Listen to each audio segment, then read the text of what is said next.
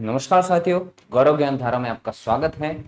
और हम पढ़ रहे हैं भौतिक विज्ञान का एक दूसरी अलग नई एक यूनिट हम लेने जा रहे हैं आज, जिसको बोलते हैं इलेक्ट्रिक करंट या विद्युत धारा। ये इलेक्ट्रिक करंट वाला जो पोर्शन है, जिसमें किरचॉफ लॉ वगैरह भी है, आपके व्हीटस्टोन ब्रिज वगैरह, वो सारा पोर्शन आपको देखने को मिलेगा। और ये किस ब्रांच का है? इस ब्रांच का नाम है इलेक्ट्रोस्टैटिक। हमने पिछले वाली यूनिट हमने कंप्लीट कर ली। इस ब्रांच का नाम है करंट इलेक्ट्रिसिटी, धारा विद्युत की। ठीक है ना? तो ये इलेक्ट्रिक करंट वाला जो पोर्शन है, ये आता है हमारी वो वाली यूनिट करंट इलेक्ट्रिसिटी में, धारा विद्युत की वाले पोर्शन में आएगा। ठीक है ना? तो इसमें आपके अगर यूनिट का नाम देखें तो वो इलेक्ट्रिक करंट है, और उसमें कुछ पोर्शन जो है आपका दे रखा है।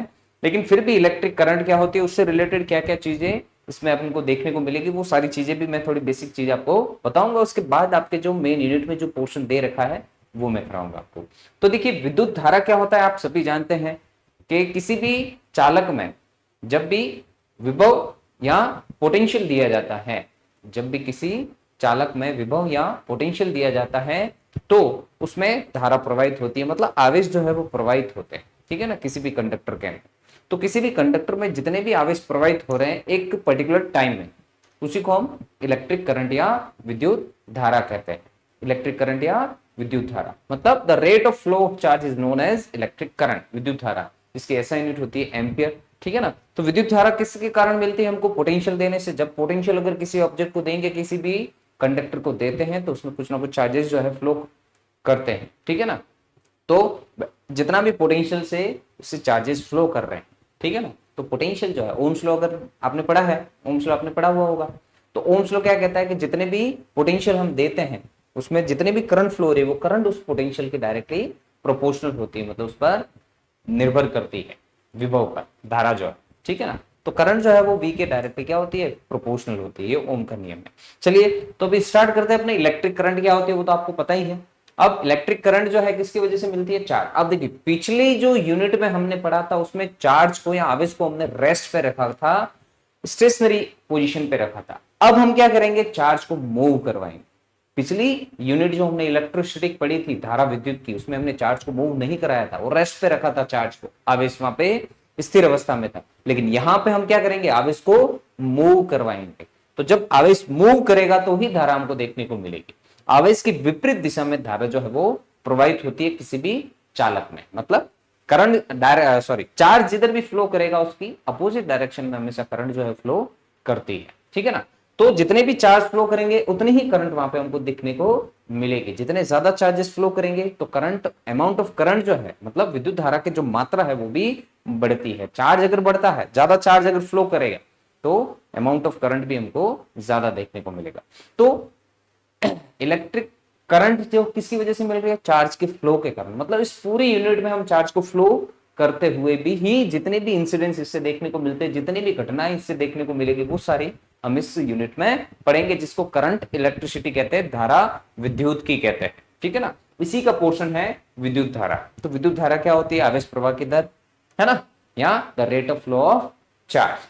अब देखो, चार्ज मूव करने से धारा ही मिल रही है, लेकिन ऐसा नहीं है सिर्फ धारा ही मिलती है चार्ज मूव करने से। आवेश प्रवाह करने से सिर्फ धारा ही नहीं मिलती है, उस आवेश प्रवाह करने से धारा के साथ साथ उसके चारों तरफ चुंबकीय क्षेत्र भी उत्पन्न होता है, मतलब चुंबकीय क्षेत्र भी हमको मिलता है।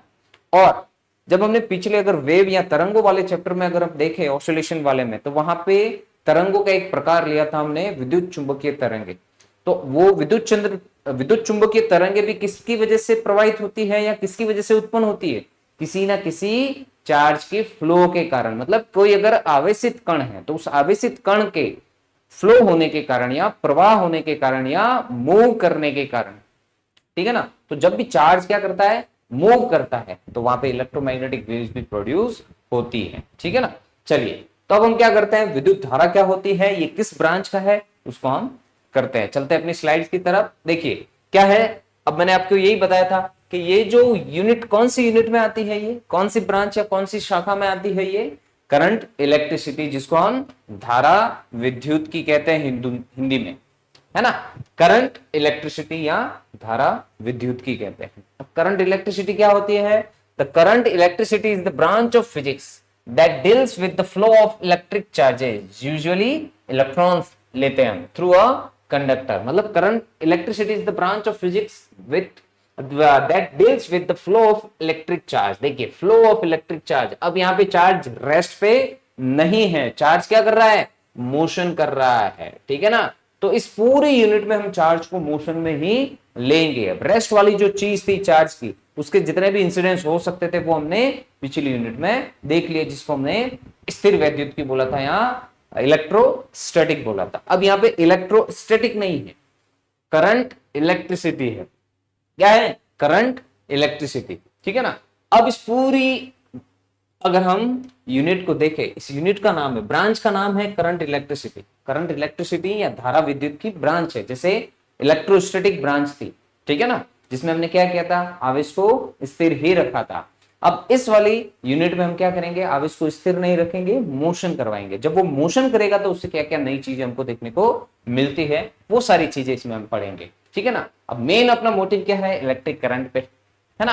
अब इलेक्ट्रिक करंट क्या होती है वो आपको पता ही है, लेकिन यहाँ पे जो भी हम फ्लो ऑफ चार्जेस ले ले, यूजुअली कौन से लेंगे हम, इलेक्ट्रॉन्स थ्रू अ कंडक्टर। अब कंडक्टर क्या होता है आपको पता ही है, जिसके पास फ्री इलेक्ट्रॉन होते हैं जो किसी ना किसी को कंडक्ट चार्जेस कर सकता है। तो कंडक्टर के अंदर जो चार्जेस फ्लो कर रहे हैं, उसके सरफेस से भी अगर चार्जेस फ्लो कर रहे हैं, ठीक है ना, तो वो भी किस में आता है, फ्लो करना जरूरी है, रुका हुआ नहीं, फ्लो करना, तो वो करंट इलेक्ट्रिसिटी में आता है, ठीक है ना। तो क्या है धारा विद्युत की, धारा विद्युत की भौतिकी की वह शाखा है जो एक चालक के माध्यम से विद्युत आवेशों, आमतौर पर जिसे इलेक्ट्रॉनों के प्रवाह से संबंधित लेते हैं। मतलब धारा विद्युत की क्या है, एक ऐसी शाखा है किसकी, भौतिकी की, जिसमें हम क्या करेंगे, किसी चालक में आवेशों के प्रवाह के कारण, या प्रवाह जिसको आमतौर पर कौन सा लेते हैं, इलेक्ट्रॉन के आवेशों के प्रवाह से ये क्या होता है, संबंधित होता है, या उससे होने वाली जितनी भी घटनाएं हैं या आवेश प्रवाह से हमको क्या नई चीजें देखने को मिल सकती है, उस बारे में अध्ययन करना ही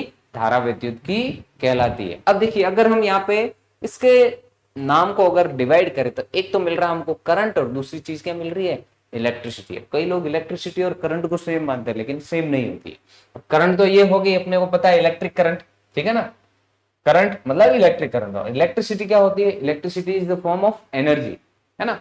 तो हमारे पास क्या मिलती है, एनर्जी मिलती है ना, उसी से सारे इंस्ट्रूमेंट्स क्या करते हैं, वर्क करते हैं। तो इलेक्ट्रिसिटी क्या है, एक तरह से फॉर्म ऑफ एनर्जी है, ऊर्जा का एक रूप है, जिसका हम अलग अलग कार्यों में क्या करते हैं, उपयोग करते हैं।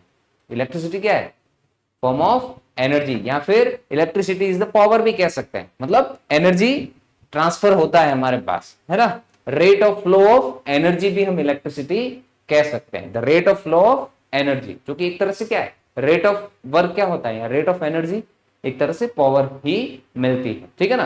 तो इलेक्ट्रिसिटी क्या है, फॉर्म ऑफ एनर्जी है, क्या है, फॉर्म ऑफ एनर्जी। अब इस एनर्जी का हम क्या करते हैं, बहुत सारे इंस्ट्रूमेंट, सेवरल वर्क्स, मतलब बहुत सारे कार्यों में इसका उपयोग करते हैं, ठीक है ना। तो क्या है इलेक्ट्रिसिटी या विद्युत की क्या है, तो विद्युत की एक ऊर्जा का ही रूप है, जिसका हम विभिन्न कार्यों में उपयोग करते हैं। मतलब इलेक्ट्रिसिटी हमको मिल रही है तो ऊर्जा ही मिल रही है ना। तो घरों के वहां जो भी मीटर लगे रहते हैं बाहर, वो भी क्या करते हैं, ऊर्जा को ही मापते हैं।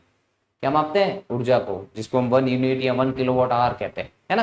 तो ये ऊर्जा का ही एक क्या है, इलेक्ट्रिसिटी मिलती है हमको। उस इलेक्ट्रिसिटी का हम क्या करते हैं, जितने भी घर में इंस्ट्रूमेंट्स है, चाहे पंखा हो, एसी हो, टीवी हो, जितने भी फ्रीज हो, रेफ्रिजरेटर लो, है ना, तो उन सबको क्या कर रहे हैं हम, उसी एनर्जी से ऑपरेट कर रहे हैं, उसी ऊर्जा से हम उसको क्या कर रहे हैं, सबको चला रहे हैं, ठीक है ना। तो ऊर्जा का इसी का यही रूप ऊर्जा का हमको पावर हाउस से मिलता है। तो एनर्जी कंटिन्यू हमको टाइम के रेस्पेक्ट में कुछ ना कुछ ट्रांसफर हो रही है, तो वहां से पावर मिल रही है हमको। इलेक्ट्रिसिटी एनर्जी का एक फॉर्म मिल रहा है, ठीक है ना, जिसका हम क्या करते हैं, बहुत सारे सेवरल वर्क्स में, मतलब अलग अलग कामों में यूज करते हैं। तो ये ब्रांच है। अब इसमें देखो, अगर देखें तो करंट, करंट क्या है, इलेक्ट्रिक करंट है।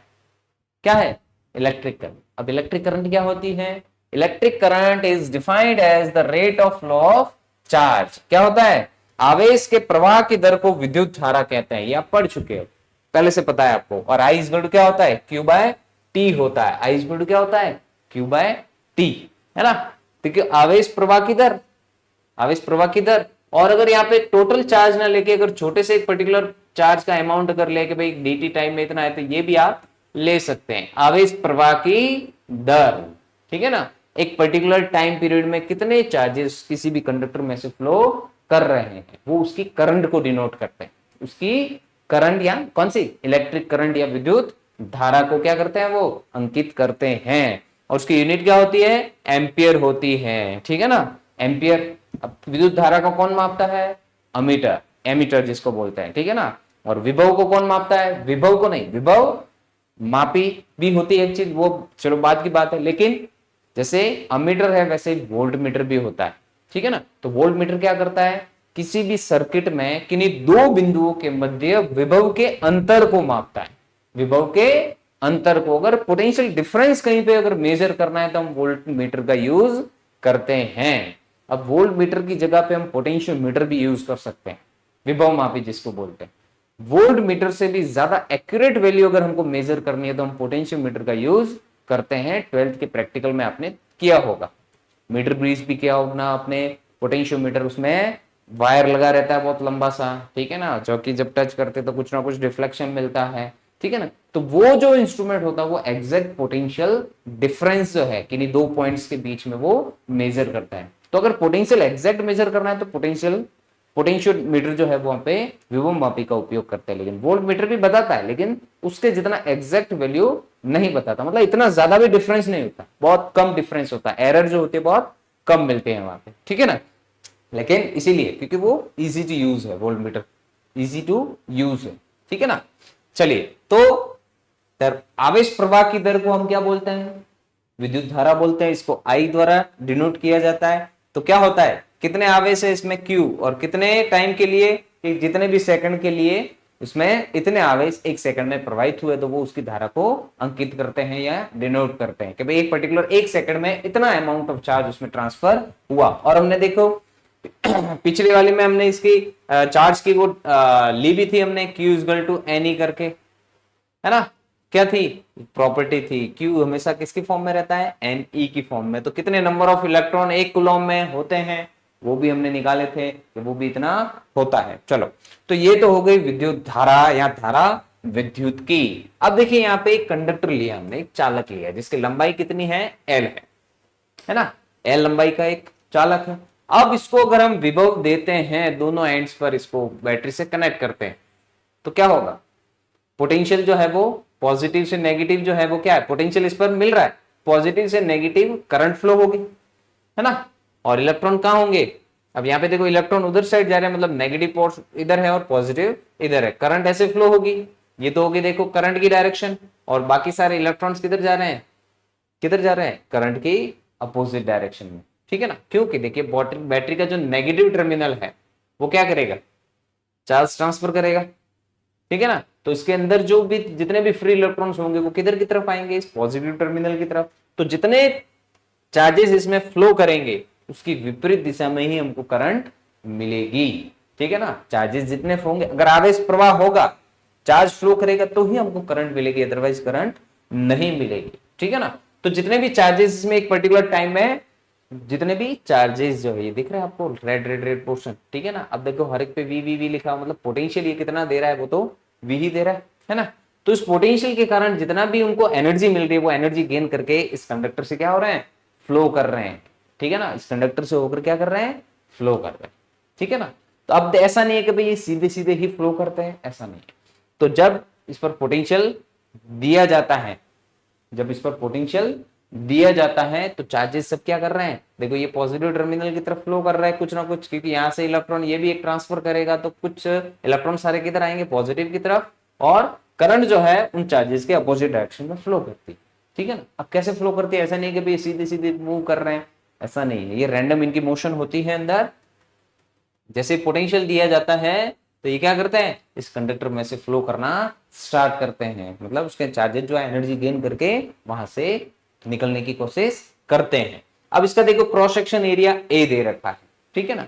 तो जब यहां से कोई इलेक्ट्रॉन जो बैटरी से आया है, मान लो यहां से एक इलेक्ट्रॉन एंटर कर रहा है बैटरी, जब हम इसको पोटेंशियल देंगे तो कोई एक इलेक्ट्रॉन यहां से एंटर करेगा।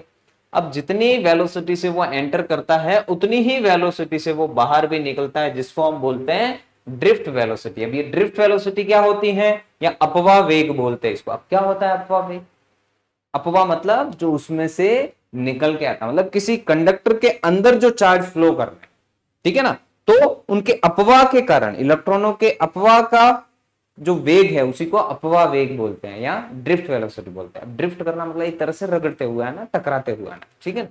तो जब ये चार्जेस, अब जैसे यहां से एक इलेक्ट्रॉन एंटर कर रहा है, तो जब वो एंटर करेगा यहां से कोई इलेक्ट्रॉन, यहां पे दिख रहा है आपको, देखो अब ये इसमें सारे जो इसके जो चार्जेस होंगे वो क्या करते हैं, रैंडमली मूव कर रहे हैं, मतलब रैंडम मोशन करते हैं, यादृच्छिक गति करते हैं। तो जब ये यादृच्छिक गति करते हैं अंदर वाले, तो ये इलेक्ट्रॉन जब जाएगा तो किसी ना किसी से टकराएगा, कहीं पे बहुत सारे पार्टिकल से टकराते हुए फिर ये यहां से क्या करता है, बाहर निकलता है, बहुत सारे कणों से, इसके पार्टिकल से, या जो दूसरे चार्जेस भी है इसके अंदर, उनसे क्या कर देगा, ये टकरा के बाहर निकलता है। मतलब उसके एटम से, जिस भी मटेरियल का ये बना हुआ है तो उसके एटम हो गए अंदर, है ना, तो उसके एटम से ये क्या करता है, क्या करता है, टकराता है, ड्रिफ्ट करता है, उनसे टकराते हुए निकलता है। लेकिन जितनी भी ये टक्कर होती है इसमें, जो कॉलिजन्स होते हैं उसके पार्टिकल्स का इस चार्ज के साथ, जितना भी पोटेंशियल देने पर, ठीक है ना, तो चार्ज ऐसे मूव करा, करंट भी और इलेक्ट्रिक फील्ड भी उसी डायरेक्शन होगा। वो तो हमने पिछले यूनिट में हमने कर ही लिया है, और आपको पता भी है कि ये रैंडमली क्या करते हैं, मूव करते हैं। तो रैंडमली जब अंदर के पार्टिकल्स जब मूव कर रहे हैं और ये चार्ज जब एंटर करेगा तो उसके पार्टिकल से टकराएगा, टक्कर होगी उसके, उस कण, उसके कणों से, है ना। तो उसके कणों से टकराते हुए बहुत सारे मल्टीपल कॉलिजन्स के थ्रू ये वापस क्या करता है, बाहर निकलता है। लेकिन एक खासियत होती है इसकी, क्या, कि चार्ज जिस वेलोसिटी से अंदर एंटर करता है उसी वेलोसिटी से, उसी वेग से ये बाहर भी निकलता है वो चार्ज, ठीक है ना। तो इसको हम बोलते हैं, इसका अपवाह वेग या ड्रिफ्ट वेलोसिटी बोलते हैं। तो क्या होती है ड्रिफ्ट वेलोसिटी, कि किसी भी चालक के अंदर या किसी भी कंडक्टर के अंदर जिस वेग से वो अंदर क्या करता है, गति करता, मतलब प्रवेश करता है, उसी वेग से बाहर निकलता है, उसी को ड्रिफ्ट वेलोसिटी कहते हैं। या फिर कि जब भी किसी कंडक्टर में कोई चार्ज एंटर करता है तो विभिन्न टक्कर, कौन सी टक्कर होती है इसमें, इलास्टिक कॉलिजन होता है। कौन सा होता है, इलास्टिक कॉलिजन। इलास्टिक कॉलिजन में क्या होता है, इलास्टिक कॉलिजन बोले तो हिंदी में इसको बोलते हैं प्रत्यास्थ टक्कर। क्या बोलते हैं, प्रत्यास्थ टक्कर होती है। अब प्रत्यास्थ टक्कर कैसी होती है, 11th में पढ़ा होगा आपने, है ना। तो प्रत्यास्थ टक्कर ऐसी टक्कर होती है जिसमें ना तो उसके संवेग में कोई चेंज होता है, ना ही उसकी ऊर्जा में कोई फर्क पड़ता है। अब संवेग में चेंज नहीं होगा मतलब कण जो भी जा रहा है उसका एम से इसको अगर उसके वेग से मल्टीप्लाई करें तो ये संवेग इतना, जितना इधर था उतना का उतना उधर भी मिलेगा। अब उसका कण का द्रव्यमान तो चेंज होगा नहीं, क्योंकि इलेक्ट्रॉन जा रहा है मान लो, तो इलेक्ट्रॉन का मास यहाँ पे और यहाँ पे मैंने बताया भी था, प्रॉपर्टी थी इनवेरिएंस ऑफ चार्ज, चाहे वो रुका हुआ हो या गति कर रहा हो। तो ये चार्ज जब जाएगा तो मल्टीपल कॉलिजन या बहुत सारे टक्कर के पश्चात यहां से बाहर निकलेगा, तो यहां पे और यहां पे उसके संवेग में या उसके मोमेंटम में कोई चेंज नहीं होता। इसको हम इलास्टिक कॉलिजन कहते हैं। और यहां पे इसकी एनर्जी भी सेम होगी, चाहे कितनी टक्कर वो क्यों नहीं कर रहा, ठीक है ना। जितनी ही टक्कर करे भले, कितनी ही टक्कर करते हुए वो बाहर निकले, तो जिस वेग से एंटर करेगा उसी वेग से वो बाहर भी निकलेगा, ठीक है ना। क्यों, क्योंकि इसमें जितने कॉलिजन हो रहे हैं, अब अगर आप भी किसी से टकराओगे तो क्या होगा, आपके वेग में या उसकी मोमेंटम में कुछ ना कुछ चेंज मिलेगा। लेकिन तो यहाँ पे कौन सी टक्कर हो रही है, प्रत्यास्थ टक्कर हो रही है। प्रत्यास्थ टक्कर किसको बोलते हैं, इलास्टिक कॉलिजन। इलास्टिक कॉलिजन में क्या होता है, ना तो उसके मोमेंटम में चेंज होता है, ना ही उसकी काइनेटिक एनर्जी में कुछ चेंज होता है, ठीक है ना। तो मोमेंटम में चेंज नहीं है तो वेलोसिटी पे भी कोई चेंज नहीं मिलेगी। तो एवरेज वेलोसिटी किसी भी कंडक्टर के अंदर से जो फ्लो करता है कोई भी चार्ज, ठीक है ना, मल्टीपल कॉलिजन के थ्रू एंटर करने वाली और एक्सर्ट करने वाली वेलोसिटी में अगर कोई चेंज नहीं मिलता, और वो एवरेज वेलोसिटी जो मल्टीपल कॉलिजन के थ्रू क्या करता है, कोई चार्ज जो है किसी कंडक्टर से एक्सर्ट करता है, उस वेलोसिटी को हम ड्रिफ्ट वेलोसिटी कहते हैं या अपवाह वेग कहते हैं। कि किसी भी चालक के अंदर विभिन्न टक्कर के पश्चात जिस भी एक एवरेज या औसत वेग से कोई चार्ज जो आवेश जो है गति करता है किसी चालक के अंदर, और जिस वेग से वो प्रवेश कर रहा है उसी वेग से वो अगर बाहर निकलता है, तो उस औसत वेग को ही हम क्या कहते हैं, उसका अपवाह वेग कहते हैं, ड्रिफ्ट वेलोसिटी। तो देखो, when an electric field is applied, जब इलेक्ट्रिक फील्ड अप्लाई किया जाता है, क्योंकि देखो यहाँ पे इलेक्ट्रिक फील्ड देंगे मतलब पोटेंशियल, जब बैटरी से इसको कनेक्ट किया जाएगा, है ना, जब भी इसको बैटरी से या विभव दिया जाएगा तो चार्ज इसमें फ्लो करेगा नेगेटिव टर्मिनल से, ठीक है ना। तो applied free electrons move with an average velocity called drift velocity. तो फ्री इलेक्ट्रॉन क्या करते हैं, एक एवरेज वेलोसिटी से मूव करते हैं, जिसको हम क्या बोलते हैं, ड्रिफ्ट वेलोसिटी बोलते हैं। मतलब क्या हो गई ड्रिफ्ट वेलोसिटी की definition, drift velocity when an electric field is applied the free electrons move with an average velocity called drift velocity। या फिर ये भी कह सकते हो कि जब किसी कंडक्टर को या जब किसी कंडक्टर पर पोटेंशियल अप्लाई किया जाता है तो उस कंडक्टर के अंदर से चार्जेस की वो एवरेज वेलोसिटी जो मल्टीपल कॉलिजन्स के थ्रू एक्सर्ट करता है कोई भी चार्ज पार्टिकल, ठीक है ना, तो उस चालक के अंदर या उस कंडक्टर के अंदर उसकी जो एवरेज वेलोसिटी थी, चाहे वो मल्टीपल कॉलिजन कर रहा है, ठीक है ना, तो जो उसकी एवरेज वेलोसिटी थी, जिस वेलोसिटी से वो एंटर करेगा उसी वेलोसिटी से वो अगर एग्जिट करता है तो वही एवरेज वेलोसिटी इस कंडक्टर के अंदर, उसको हम क्या बोलेंगे, इसकी चार्ज की ड्रिफ्ट वेलोसिटी ऑफ इलेक्ट्रॉन भी कह सकते हैं, ठीक है ना। उसको इलेक्ट्रॉन का अपवाह वेग कहते हैं। मतलब जब एक विद्युत क्षेत्र लागू किया जाता है किसी भी कंडक्टर पर तो मुक्त इलेक्ट्रॉन एक औसत वेग से गति करते हैं या चलते हैं, जिसे अपवाह वेग कहते हैं। क्या कहते हैं, अपवाह वेग कहते हैं, ठीक है ना। तो आपको समझ में आ गया होगा अपवाह वेग क्या होता है। अपवाह मतलब ड्रिफ्ट करते, एक तरह से मल्टीपल कॉलिजन बोलो या उससे रगड़ते हुए उनसे निकलना, उस कंडक्टर के अंदर से रगड़ते हुए निकलना, इसीलिए इसको ड्रिफ्ट वेलोसिटी या अपवाह वेग कहते हैं, ठीक है ना, क्योंकि मल्टीपल कॉलिजन से मिल रहा है। फास्ट होता है बहुत, ये चार्ज बहुत फास्ट मूव करता है, लेकिन कॉलिजन तो हो रहा है ना, क्योंकि अंदर के जो एटम है, जो भी मटेरियल का हमने कंडक्टर लिया है तो उसके एटम भी क्या करते हैं, रैंडम मूव करते हैं, तो वो रैंडमली किसी भी जाके इससे टकरा सकता है। जैसे यहां से एंटर किया, यहां से देखो इधर टकराया, फिर यहाँ पे टकराया, इधर इधर, ऐसे ऐसे मल्टीपल कॉलिजन के थ्रू क्या करता है, वो बाहर निकलता है, तो उसी को हम उसका अपवाह वेग कहते हैं। चलो इसका स्क्रीनशॉट ले लीजिए आप।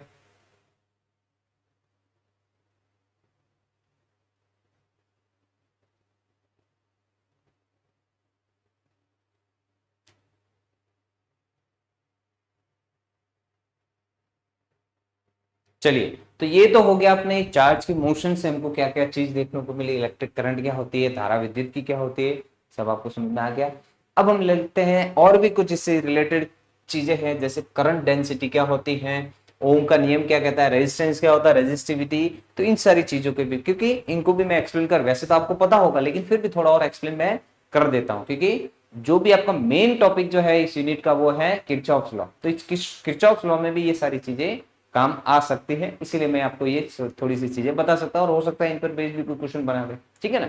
तो देखिए करंट डेंसिटी क्या होती है, जिसको धारा घनत्व कहते हैं, क्या होता है, the amount of current per unit area of any conductor is known as current density. मतलब जैसे अपने कोई कंडक्टर लिया है ना, और उसको हमने बैटरी से कनेक्ट किया, पॉजिटिव और नेगेटिव टर्मिनल से, है ना, उसको कनेक्ट किया, अब ये क्या कर रहा है, इसको पोटेंशियल दे रहा है, तो इसमें से देखो नेगेटिव टर्मिनल से क्या करेगा, चार्ज एंटर करेगा, तो उसमें से चार्जेस इलेक्ट्रॉन तो सारे किधर की तरफ मूव करेंगे, इधर की तरफ, और करंट जो उसमें फ्लो होगी वो उसकी चार्जेस के अपोजिट डायरेक्शन में, ठीक है ना। करंट हमेशा चार्ज की क्या होती है, अपोजिट डायरेक्शन में। देखो इसका एक एग्जाम्पल देता हूं, मतलब एग्जाम्पल क्या, इससे आपको समझ में आएगा भाई करंट जो है चार्ज के अपोजिट कैसे।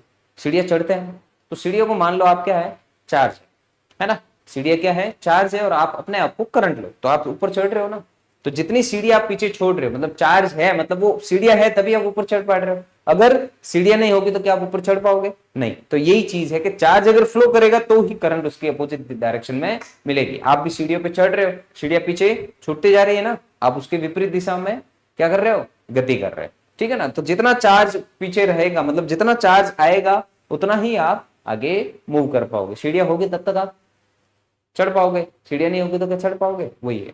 तो जितना चार्ज मूव करेगा मतलब उतनी ही धारा हमको मिल रही है, क्योंकि धारा क्या होती है, I equal to Q by T मिल रही है, क्या होती है, क्यू बाय टी। तो जितना आवेश किसी एक पर्टिकुलर टाइम में फ्लो कर रहा है उसी को हम इलेक्ट्रिक करंट बोलते हैं, ठीक है ना। तो इलेक्ट्रिक करंट तो ये हो गई। अब इसमें जितनी भी करंट फ्लो हो रही है उसके पर यूनिट एरिया में, क्रॉस सेक्शन एरिया में, मतलब अगर हम छोटा सा एरिया भी इसमें कंसीडर करें तो उसमें कितना अमाउंट ऑफ करंट फ्लो हो रही है उस कंडक्टर के एरिया में, उसी को हम क्या बोलते हैं, उसी को क्या बोलते हैं, करंट डेंसिटी बोलते हैं, जिसको धारा घनत्व, और इसको जे से डिनोट करते हैं। तो जे इज क्या हो गया, आई अपॉन ए। आई बोले तो हम किस में लेते हैं, एम्पियर में, और ए क्या होता है, मीटर स्क्वायर। तो करंट डेंसिटी की यूनिट क्या हो गई, एम्पियर पर मीटर स्क्वायर हो गई। मतलब धारा घनत्व क्या होता है कि किसी भी चालक के प्रति इकाई क्षेत्रफल में धारा की मात्रा को धारा घनत्व कहते हैं। मतलब किसी भी चालक के इकाई क्षेत्रफल में, इकाई क्षेत्रफल में कितना धारा जो है, कितनी धारा प्रवाहित हो रही है, कितनी धारा प्रवाहित हो रही है, मतलब एक तरह से पर सेकंड कितने चार्जेस उसमें फ्लो हो रहे हैं, पर सेकंड कितने चार्जेस। मतलब एक सेकंड में अगर 10 चार्जेस, या एक अमाउंट बता रहा हूं फॉर एग्जांपल, कि एक सेकंड में अगर 100 चार्जेस, 100 कूलम चार्ज प्रवाहित हो रहे हैं, है ना, तो उसका एरिया जितना भी, उसमें एरिया का डिवाइड कर दो, जितने भी धारा है, जैसे 100 एक सेकंड के लिए ले रहे हैं हम 100, तो 100 में उसके एरिया को क्या करते हैं, डिवाइड, तो उससे हमको क्या मिल जाएगा, उसका धारा घनत्व मिल जाएगा। ठीक है ना, कि उसके पर्टिकुलर उस एरिया में पर सेकंड इतने आवेश प्रवाहित कर रहे हैं, तो उसका धारा घनत्व इतना है। तो उससे हमको पता चल जाएगा कि कितने इसके पर्टिकुलर यूनिट एरिया में कितनी करंट फ्लो हो रही है। मतलब कि भाई किसी चालक के प्रति इकाई क्षेत्रफल में कितनी धारा का मात्रा है, या कितनी धारा प्रवाहित हो रही है ना, उसी को हम क्या बोलते हैं, धारा घनत्व कहते हैं। क्या कहते हैं, धारा घनत्व। एक सेकंड, एक किसी पल के लिए ले लो कि किसी पल इसमें इतने आवेश प्रवाहित हो रहे थे, या इतने थे, उपस्थित थे, तो इसके एरिया में कितने चार्जेस जो है वो फ्लो हो रहे थे किसी पल, मतलब एक पर्टिकुलर टाइम हो गया ना, तो वो इसका धारा घनत्व। तो हम एक सेकंड लेते हैं मिनिमम, ठीक है, तो एक सेकंड के बेस पर हम ले सकते हैं कि इतने चार्जेस उसमें से फ्लो किए एक सेकंड, तो उसका धारा घनत्व कितना मिल जाएगा, कि कितनी धारा प्रवाहित हुई उसमें इसके इकाई क्षेत्रफल में से, मतलब पर यूनिट एरिया में कितनी करंट फ्लो हो रही है, उसी को हम करंट डेंसिटी कहते हैं। ठीक है ना, अब ये तो देखो हमने लिया current density V equal to यहाँ पे। अब अगर हम ओम का नियम अगर देखें, करंट डेंसिटी, ओम का नियम क्या बताता है, हमको पता है, पढ़ा हुआ है आपने, कि ये हमने जैसे कोई कंडक्टर लिया, उसको हमने बैटरी से कनेक्ट किया, तो पॉजिटिव से नेगेटिव क्या होगी, करंट फ्लो होगी, है ना, और चार्ज इसकी अपोजिट डायरेक्शन में फ्लो करता है। अब मान लेते हैं इसका क्रॉस सेक्शन एरिया है A, इसकी लेंथ है L, है ना, और पर्टिकुलर T टेम्परेचर पे, जो रूम टेम्परेचर हम ले रहे हैं उस पर ये है, इसमें पोटेंशियल V दे रहे हैं। तो जितना हम पोटेंशियल देंगे, पोटेंशियल देने से क्या होता है कि उसके अंदर चार्जेस जो है वो ज्यादा फ्लो करेंगे। जितना पोटेंशियल हम बढ़ाएंगे, जितना विभव देंगे, तो वो ज्यादा एनर्जी के साथ इलेक्ट्रॉन क्या करेंगे, और ज्यादा फ्लो करेंगे। ठीक है, तो इसमें कुछ ना कुछ करंट तो हमको मिलेगी, है ना, करंट तो मिल रही है ना, आई, तो कुछ ना कुछ करंट मिलेगी। तो इसका जो प्रतिरोध होगा, है ना, वो कैसे मिलता है हमको, देखो क्या होता है कि इसमें से ओम का नियम क्या कहता है, ओम का नियम यही कहता है कि जितना अगर हम पोटेंशियल बढ़ाएंगे, पहले नॉर्मली सी ये चीज कि पोटेंशियल हम जितना बढ़ाएंगे, जितना विभव उससे बढ़ाएंगे, विभव बढ़ाने का मतलब जैसे हमने 5 वोल्ट की बैटरी ली, तो वो 5 वोल्ट दे रहा है मैं, फिर हमने 10 वोल्ट की थी, फिर हमने 12 वोल्ट की थी, फिर 15, 20, 25, ऐसे अगर वोल्टेज बढ़ाते जाए, वोल्टेज क्या करें, बढ़ाए, तो इस कंडक्टर के दोनों एंड्स पर पोटेंशियल डिफरेंस भी क्या होगा, बढ़ेगा, है ना, क्योंकि अब इससे कितनी करंट फ्लो हो रही है वो तो हम यहाँ पे एक एमीटर लगा के मेजर कर सकते हैं, लेकिन इस कंडक्टर के पैरेलल में अगर हम एक वोल्ट मीटर लगाए तो वो क्या करेगा, इसमें कितना पोटेंशियल यहां से मिल रहा है, इस पर कितना ड्रॉप हो रहा है, दे तो ये क्या पता कितना रहा है, लेकिन ये कनेक्टिंग वायर वगैरह ये भी पोटेंशियल कुछ ड्रॉप करेंगे अपने ऊपर, है ना, लेकिन इस पर्टिकुलर वायर पर जो एल लेंथ का हमने वायर लिया है, जो एल लेंथ का हमने वायर लिया, उस पर कितना पर्टिकुलर पोटेंशियल ड्रॉप हो रहा है। ठीक है ना, तो वो चीज हम लेंगे यहां पे। तो उससे देखो हमको क्या चीज देखने को मिलती है, उससे हमको ये चीज देखने को मिलेगी, ओम ने क्या बताया कि जितना भी हम पोटेंशियल इसमें बढ़ाएंगे, ये विभव जो बढ़ा रहे हैं, वोल्टेज अगर बढ़ाएंगे, तो अमाउंट ऑफ चार्ज भी इस पर्टिकुलर कंडक्टर में से क्या होगा, बढ़ेगा, है ना। तो कहने का मतलब ये करंट जो है वो क्या होती है, पोटेंशियल के डायरेक्टली प्रोपोर्शनल होती है। लेकिन हम देखो हमेशा अगर किसी भी प्रोपोर्शनल चीज बताते कि इधर वाली को बढ़ाने पर ये बढ़ती, ये होता है ना, कि इधर वाली वैल्यू अगर बढ़ाने पर, ये भी यहाँ पे भी यही हो रहा है कि V जो है वो क्या हो रही है, V बढ़ाने पर I बढ़ रही है, मतलब I V पर निर्भर कर रही है, होना तो ये चाहिए, लेकिन ये नहीं लेते हैं। उसका रीजन क्या है कि I जो है वो विद्युत धारा कैसी है, इलेक्ट्रिक करंट अगर हम देखें तो वो फंडामेंटल क्वांटिटी है जो किसी दूसरी क्वांटिटी पर डिपेंड नहीं कर सकती, है ना। ये यूनिवर्सल हम चीज है, आपने भी 11th में पढ़ी होगी कि ये फंडामेंटल क्वांटिटी में आती है, मूल राशियों में आती है। मूल राशियां कौन सी होती है? जो किसी अन्य राशि पर निर्भर नहीं करती। लेकिन यहां पे तो क्या देखने को मिल रहा है कि आई जो है वो v पर निर्भर कर रही है ना। तो यही तो है, जितना v बढ़ाएंगे आई भी बढ़ रही है। ऐसा थोड़ी है कि धारा बढ़ाने पर v मिल रहा है, v से धारा मिल रही है ना हमको। हम पोटेंशियल देंगे तभी तो धारा होगा, तब चार्ज फ्लो करेंगे। करंट डायरेक्ट कहां से देंगे? चार्ज के फ्लो के कारण करंट मिलती है। अब करंट वो कैसे मिल सकते हैं हमको? बैटरी के पोटेंशियल से, कुछ ना कुछ विभव देने से।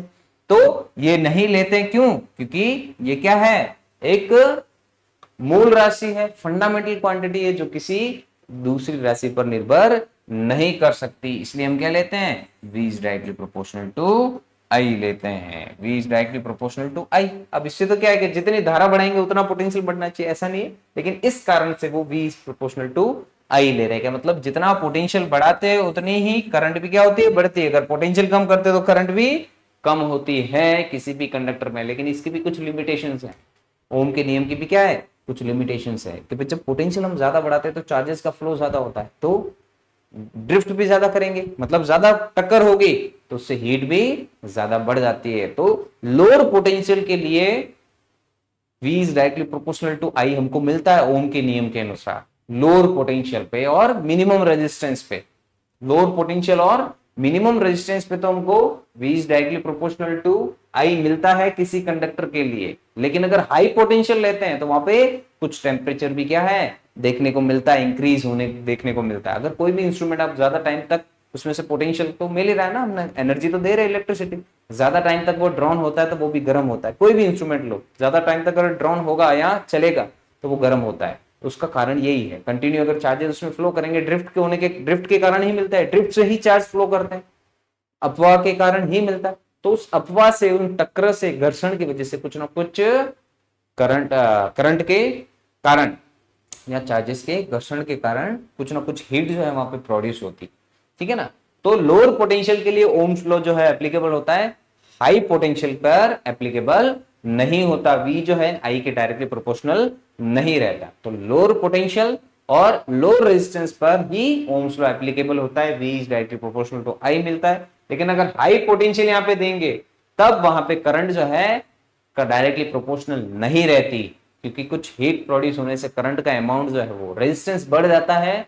और हाई पोटेंशियल देने से रेजिस्टेंस क्यों बढ़ता है? क्योंकि हीट बढ़ जाती है, ड्रिफ्ट होने की वजह से, कुछ ना कुछ घर्षण की वजह से वहां पे हीट प्रोड्यूस होती है, ठीक है ना। तो ओम का नियम जो है इसके भी कुछ लिमिटेशंस है, वो आपने पहले पढ़ी हुई होगी वैसे तो, और अभी मैंने भी बता दिया कि लोअर पोटेंशियल और मिनिमम रेजिस्टेंस के लिए ओम्स लॉ एप्लीकेबल होता है, जिनको ओमिक रेजिस्टेंस बोलते हैं या ओमीय प्रतिरोध बोलते हैं, ठीक है ना, जो लोअर रेजिस्टेंस होते हैं जिसपे ओम्स लॉ जिनके लिए एप्लीकेबल होता है, v is directly proportional to i मिलता है। लेकिन हाई पोटेंशियल और हाई रेजिस्टेंस के लिए अगर देखें तो ये ओम्स लॉ एप्लीकेबल नहीं होता है, v जो है वहां पे i के डायरेक्टली प्रोपोर्शनल नहीं मिलती। पोटेंशियल ज्यादा देंगे तो हम उतनी ही करंट भी मिलनी चाहिए इसके अकॉर्डिंग, लेकिन उतनी नहीं मिलती है, कुछ करंट प्रोड्यूस होती है, रेजिस्टेंस बढ़ जाता है तो करंट थोड़ी v के अनुसार वहां पे डायरेक्टली प्रोपोर्शनल नहीं मिलती है।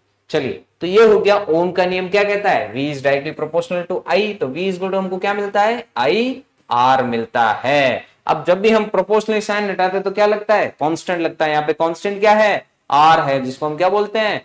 प्रतिरोध बोलते हैं। क्या बोलते हैं? प्रतिरोध। प्रतिरोध बोले तो रेजिस्टेंस बोलते हैं, ठीक है ना। अब ये रेजिस्टेंस देखो क्या है, v is directly proportional to i से मिल रहा है। मतलब जैसे जैसे हम पोटेंशियल बढ़ाते हैं, आई जो है उस भी साथ में उस पर जो भी कंडक्टर हमने लिया है, जो चालक लिया है, उसमें प्रवाहित धारा भी क्या होती है? धीरे धीरे बढ़ती है। लेकिन लो रेजिस्टेंस के लिए तो ओम ने बताया कि भाई यहाँ पे आर मिलता है प्रोपोर्शनल साइन हटा से, और यहाँ आर क्या है? समानुपाती नियतांक है। तो अलग अलग मटेरियल के लिए नियतांक क्या होगा? अलग अलग होगा, लेकिन कांस्टेंट वैल्यू होगी। आर जो है वो कैसे मिलेगी हमको? कांस्टेंट मिलेगी। तो आर जो है देखिए किस पे निर्भर करता है? आर एक तो उसकी लंबाई पे निर्भर करता है, एक उसके क्रॉस सेक्शन एरिया पर निर्भर करता है, मतलब अनुप्रस्थ काट क्षेत्रफल पर, और तीसरी चीज जो उसके ताप पर भी निर्भर करता है। लेकिन ये वाली चीज क्या है? इसको हम डायरेक्टली प्रोपोर्शनल नहीं लेते हैं, R is proportional to T नहीं लेंगे। क्यों? क्योंकि डायरेक्टली प्रोपोर्शनल कब चीज आती है कि बढ़ाने पर बढ़े और कम करने पर कम हो, लेकिन ताप बढ़ाने पर तो रेजिस्टेंस बढ़ रहा है, लेकिन कम करने पर उसी हिसाब से वापस कम हो, वो जरूरी नहीं है। ज्यादा टेम्परेचर बढ़ गया, शॉर्ट सर्किट हो गया, तो क्या वापस टेम्परेचर कम करके उसको ठंडा करके वापस यूज किया जा सकता है? नहीं, तो वो डायरेक्टली प्रोपोर्शनल नहीं लेते। हाँ, ताप पर निर्भर करता है, ताप बढ़ने पर रेजिस्टेंस बढ़ता है, ठीक है ना, ताप बढ़ने पर रेजिस्टेंस बढ़ता है, लेकिन कम करने पर वापस उतना ही कम हो उसी के साथ ग्रेजुअली, जरूरी नहीं है, थोड़ा टाइम ज्यादा लग सकता है, ठीक है ना। तो वो डायरेक्टली प्रोपोर्शनल हम नहीं कह सकते, उसको नहीं कहेंगे। तो अगर देखे तो आर जो है एल सॉरी उसके एरिया के इनवर्सली प्रोपोर्शनल होता है, मतलब उसके अनुप्रस्थ काट क्षेत्रफल के इनवर्सली प्रोपोर्शनल होता है, जो कि आपने पढ़ा हुआ है 12th में।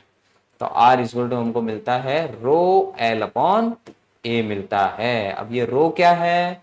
ये भी एक नियतांक ही है, प्रोपोर्शनलिटी कांस्टेंट। यहाँ पे भी देखो प्रोपोर्शनल, क्योंकि ये निर्भरता हमने ली है कि एक तो लंबाई पे निर्भर करता है, दूसरा क्रॉस सेक्शन एरिया पे, टेम्परेचर पे भी डिपेंड करता है, क्योंकि यहाँ पे भी टेम्परेचर बढ़ने पर मैंने बताया ना हायर पोटेंशियल पे, तो रेजिस्टेंस क्या हो जाता है? बढ़ जाता है, ठीक है ना।